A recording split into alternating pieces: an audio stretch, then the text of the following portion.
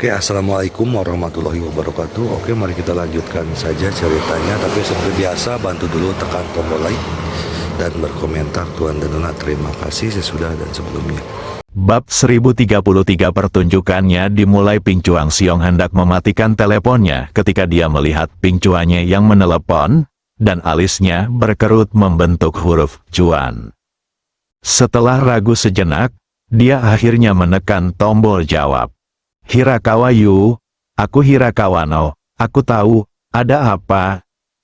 Hirakawa Yu memiliki sikap yang sangat buruk. Di sisi lain, Ping Kawano merasa sangat malu dan tanpa sadar melihat ke arah orang lain di tempat kejadian. Ia mendapati bahwa semua orang menundukkan kepala dan pura-pura tidak mendengarnya. Ekspresi mereka jauh lebih alami. Kamu bisa kembali sekarang dan mengambil alih sebagai pewaris keluarga Ping Chuan. Bukankah Hiroshi dari keluarga Hiroshi adalah pewaris keluarga Hiroshi? Ping Chuan Xiong bertanya sambil mencibir. Ping Kawano merasa dadanya seperti dipukul, dan kemarahan terpancar di matanya. Sebagai ayah dari Hiroshi Hirakawa dan Yusuke Hirakawa, merupakan hal yang sangat menyakitkan baginya untuk menghadapi pilihan antara kedua anaknya. Tetapi sumber daya keluarga terbatas dan harus difokuskan pada satu orang, jadi Hiroshi Hirakawa akhirnya dipilih. Dia bahkan secara pribadi melemparkan Ping Chuan Xiong ke sebuah gunung di pinggiran kota Xijing, bermaksud membiarkan Ping Chuan Xiong mati secara alami. Tanpa diduga, dia bukan saja tidak mati, tetapi malah kembali setelah bertahun-tahun kemudian dan menjadi seorang pria super kuat, tak terkalahkan di keluarga Ping Chuan. Melihat seluruh anggota keluarga akan terbunuh, Ibu Hirakawa Yu melangkah maju dan menghentikan kebencian Hirakawa Yu dengan bunuh diri, dan membiarkan Hirakawa Yu bertindak sebagai bayangan untuk melindungi Hirakawa Hiroshi. Sejak saat itu, Hiroshi Hirakawa yang sebelumnya tidak dikenal mulai bangkit dengan cepat. Keterampilan bela dirinya mulai meningkat terus-menerus, dan ia akhirnya menjadi pemimpin dari 12 ninja tingkat tinggi. Ia sangat dihormati di negara Yang, dan identitas serta status keluarga Hirakawa menjadi semakin menonjol. Selama bertahun-tahun, banyak orang tampaknya telah melupakan pria di balik layar, Hirakawa Yu. Baru setelah kematian Hiroshi Hirakawa, Hirakawa Ye menyadari bahwa kekuatan keluarga Hirakawa diperoleh melalui Hirakawa Yu. Bahkan kekuatan seni bela diri Hiroshi Hirakawa juga diajarkan oleh Hirakawa Yu. Itulah sebabnya dia bisa langsung menyetujui usulan Yamazaki Ai. Namun saya tidak menyangka Hirakawa Yu berpura-pura tidak tahu tentang kematian Hirakawa Hiroshi dan mengatakan bahwa Hirakawa Hiroshi adalah pewarisnya. Ini merupakan tamparan di wajahnya. Hirakawa Xiong, jangan marah. Kau tahu apa yang sedang terjadi sekarang? Kita tidak perlu membuang-buang waktu dan air liur. Kau adalah pewaris keluarga Hirakawa. Kembalilah sekarang. Kau ingin meninggalkanku. Jadi kau meninggalkanku. Sekarang kau ingin aku kembali. Jadi kau bisa kembali. Apa kau benar-benar memperlakukanku seperti anjing? Ping Chuan Xiong bertanya balik dengan suara dingin. Ping Kawano mengepalkan tangannya erat-erat dan bertanya, apa yang kamu inginkan? Aku ingin kau mengumumkan masalah ini ke seluruh negeri Yang, sehingga semua orang di negeri Yang akan tahu bahwa aku, Ping Chuan Xiong, adalah orang kuat yang sebenarnya. Wajah Hirakawa langsung menjadi gelap. Hiroshi Hirakawa baru saja meninggal dan menjadi pusat perhatian. Jika kematiannya dipublikasikan, apa yang akan dipikirkan orang lain? Apa yang akan terjadi pada keluarga Ping Chuan saat itu? Ji Fei telah tiba di negeri Yang. Memangnya kenapa? Aku di kota Ningjiang. Dia bahkan tidak berani datang kepadaku. Dan aku sudah membawa semua wanita yang menyukainya ke sini. Mereka sudah di tempat tidur sekarang. Aku bisa merebut mereka kapan saja. Kamu, tidakkah kamu ingin memperkenalkan dirimu? Benar, itulah sebabnya aku memintamu untuk mengumumkan kepada publik bahwa aku, Ping Chuan Xiong Chai, adalah orang yang benar-benar kuat, dan menghapus rasa malu yang telah kuderita selama bertahun-tahun. Mata Ping Kawano sudah dingin. Ledakan, tiba-tiba, pintu ruang konferensi didorong terbuka. Tuan, seseorang mengirim 2 orang dari Long Country ke sini, mengatakan bahwa mereka adalah teman-teman Jifei, dan meminta kami untuk menerima mereka. Mereka berkata Jifei akan datang kepada Anda untuk meminta mereka. Apa? Ping Chuanye tiba-tiba berdiri. Pembuluh darah muncul di dahinya, ini keterlaluan. Di ujung lain, Ping Chuan Xiong teringat panggilan Long Ge, Baga. Ping Chuan Xiong, kembalilah segera. Aku akan mengumumkan kepada publik bahwa kaulah orang kuat sejati dari keluarga Ping Chuan. Wah, Ping Kawano langsung menutup telepon. Di sisi lain, Hirakawa Yu tidak lagi memiliki hasrat, hanya amarah. Ia menatap Kawashima Keiko dan Anzai Rika di ranjang. Jifei, aku akan menjatuhkanmu, menghajarmu sampai babak belur. Lalu membiarkanmu melihatku mempermainkan wanitamu. Setelah Ping Chuan Xiong selesai berbicara, dia menggoyangkan tubuhnya dan datang ke hadapan kedua wanita itu. Dia melambaikan tangannya, menutupi kedua wanita itu dengan kain hitam, berbalik dan menghilang di dalam ruangan. Jifei dan Oda Miki turun dari pesawat di Sijing dan berjalan menuju gerbang bandara ketika mereka melihat banyak sekali wartawan menunggu di sana. Keduanya tertegun dan saling memandang.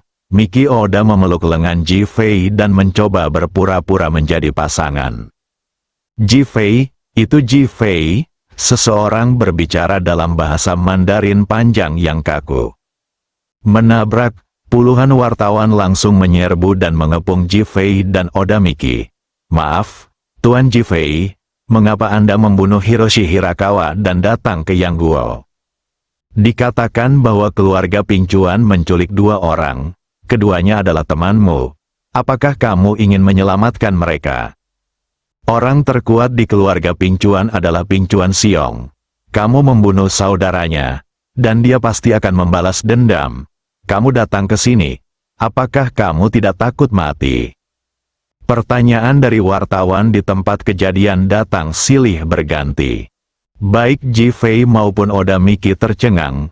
Aku tidak menyangka pihak lain mengetahui berita itu secepat itu. Lagi pula, berita pembunuhan Hiroshi Hirakawa belum menyebar.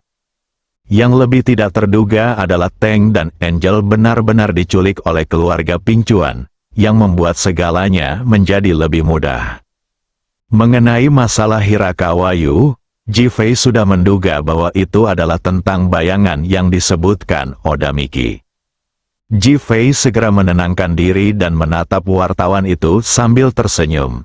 Saya hanya ingin mengatakan satu hal sekarang. Desir, suasana segera menjadi sunyi. Semua orang menatap Jifei dengan tatapan bingung.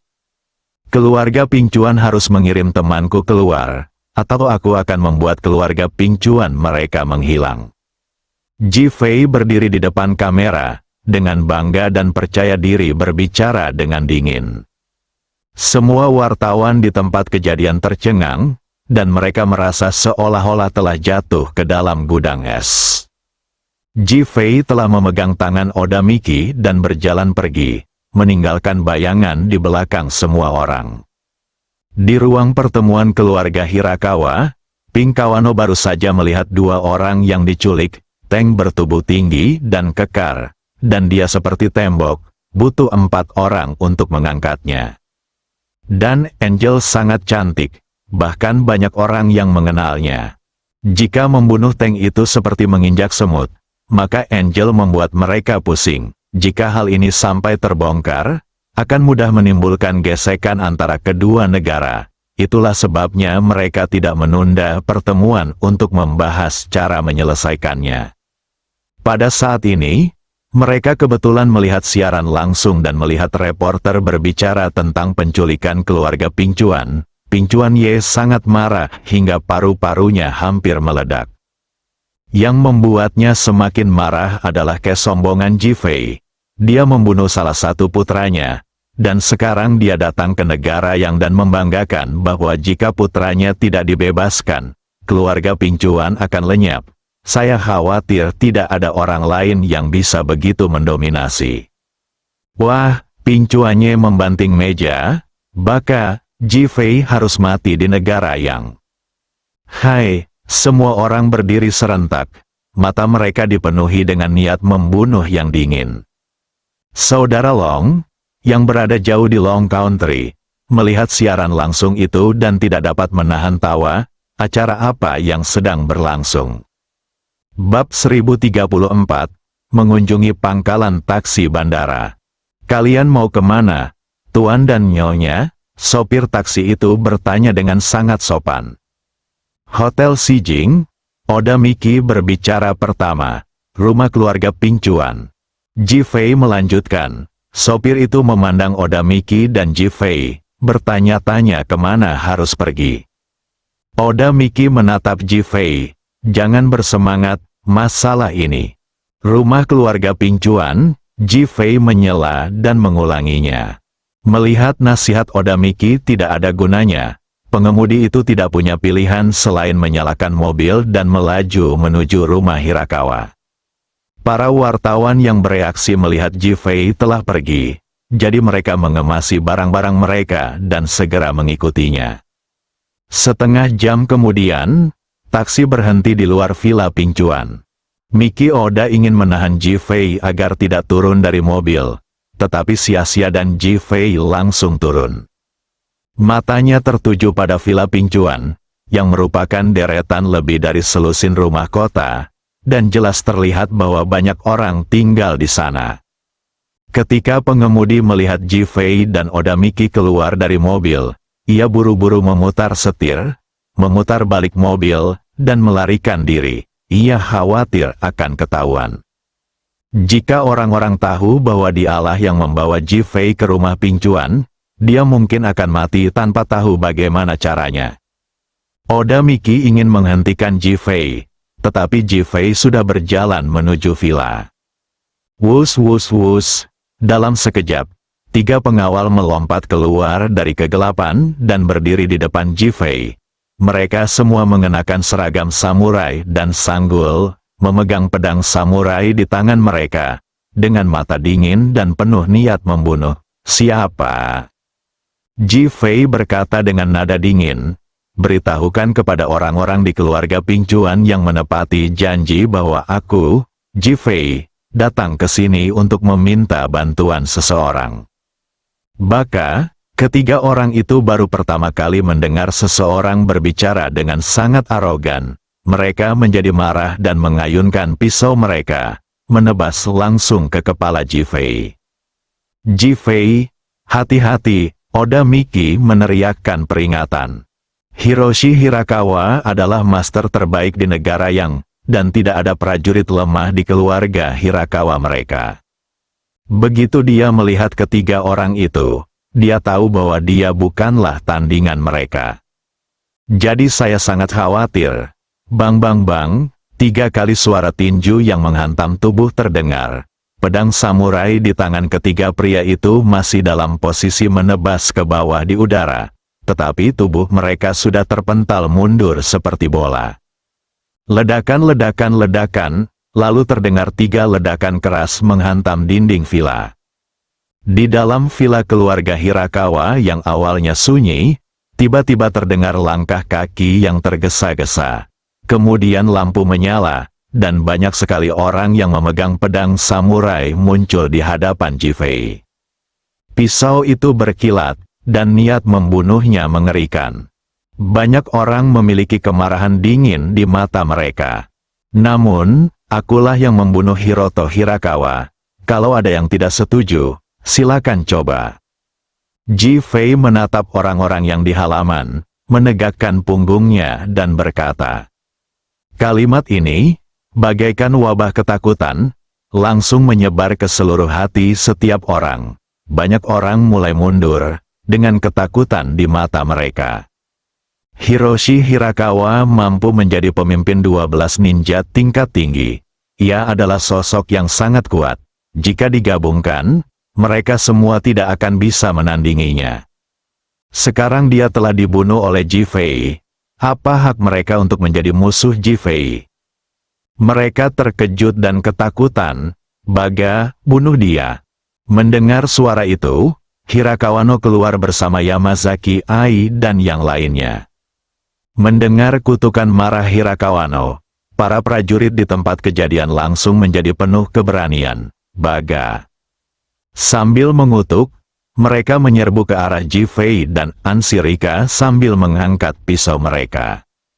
Para wartawan yang mengikuti baru saja turun dari mobil, dan ketika mereka melihat pemandangan ini, mereka semua bergegas mengeluarkan kamera untuk mengabadikan pemandangan yang menakjubkan ini. Di mata mereka, ini akan menjadi pertarungan yang intens dan seru. Namun Ji Fei menyerbu kerumunan bagaikan singa gila. Dia mengangkat tangannya dan memukul, menjatuhkan semua orang. Dia mengangkat kakinya dan menendang sekelompok dari mereka. Dalam sekejap mata, semua prajurit di tempat kejadian jatuh ke tanah, memegang perut mereka dan mulai melolong. Para wartawan yang berdiri di belakang semuanya tercengang. Mereka bahkan belum menyiapkan peralatan kamera mereka, tetapi Ji Fei sudah selesai. Anda, Pingcuan Ye juga merasa seperti melihat hantu. Para prajurit ini adalah bakat yang menjadi fokus pelatihan keluarga Pingcuan. Dia tidak menyangka mereka akan dikalahkan seperti ini.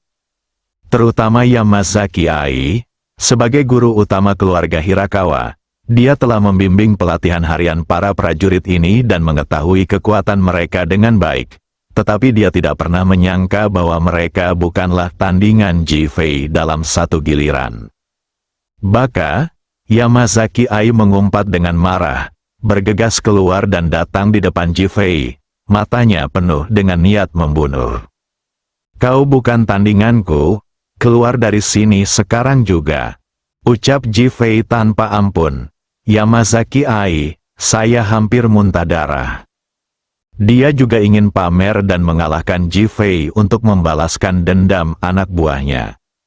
Alhasil, Ji Fei bicara seperti sedang mengusir anjing, tanpa ambil hati sama sekali, dan tiba-tiba menjadi geram.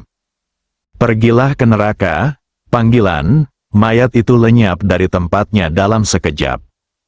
Hirakawa juga terkejut dengan kata-kata Ji Fei, tetapi ketika dia melihat Yamazaki Ai menghilang, dia tahu bahwa dia menggunakan ninjutsu tanah, dan dia menjadi tenang. Ji Fei, beraninya kau membunuh anakku dan membuat keributan di keluarga Pingcuan, kau harus mati di sini hari ini. Bunuh dia. Yang lainnya mengikuti dan berteriak.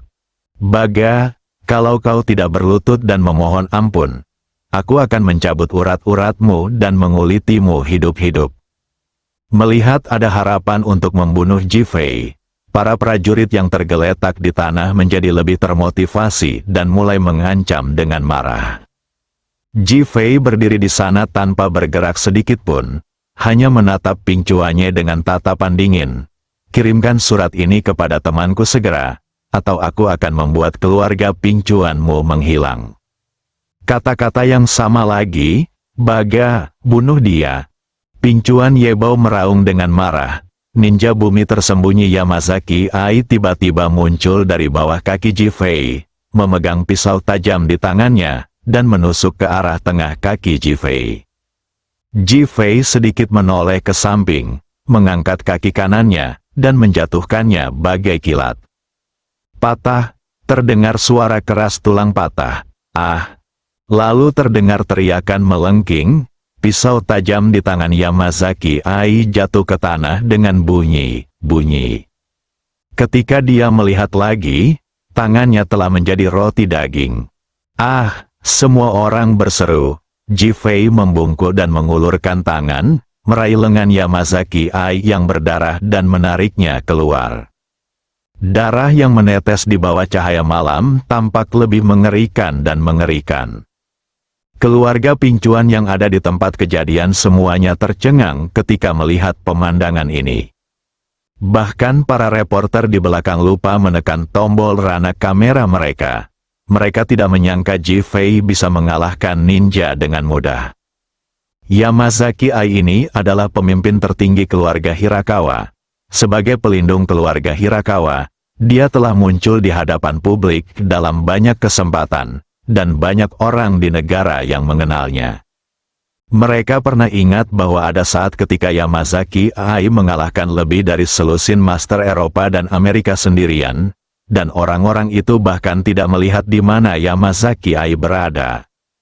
Kesimpulan akhirnya adalah, ninjutsu terbaik di negara yang kekaguman saya yang tulus.